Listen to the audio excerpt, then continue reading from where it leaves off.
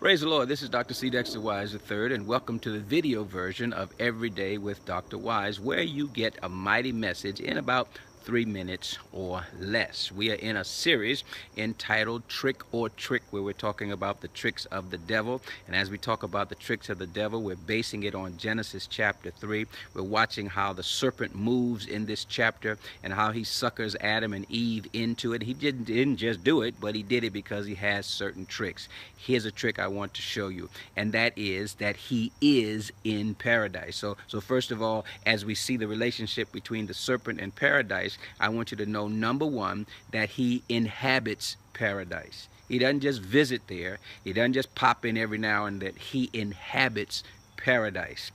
The serpent was created and put in paradise just like all the rest of the beautiful little animals, you know, the swans, the doves, and everything that's nice that you love. He was put there like all the rest of them. He lived in paradise.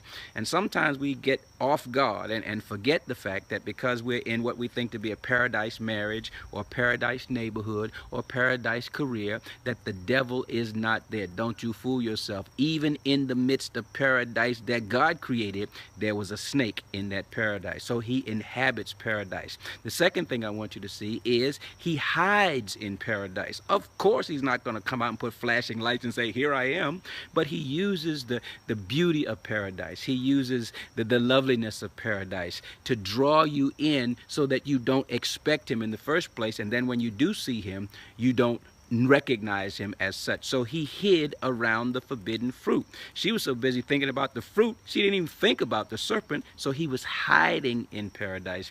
And then the last thing is, because you don't normally see him, because you don't expect to see him in paradise, because he's hiding in paradise, that is the easiest and the quickest way for him to hook you.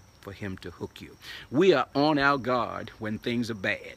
When the sky is falling and the house is falling apart and your marriage, then you're on your knees, you're praying, you're a prayer warrior, you're fighting the devil, you're on guard when things are going bad. But when you're in paradise, you kick back, you lay back, you relax, and that's the time that he hooks you. As soon as you let down your guard, that's when he rushes in and destroys your life. So if you're in paradise, praise God for it, thank the Lord for it. But one thing, watch out for the devil, because he inhabits paradise, he hides in paradise, and if you drop your guards, he'll hook you in paradise. Don't you dare fall for that trick. Trust God.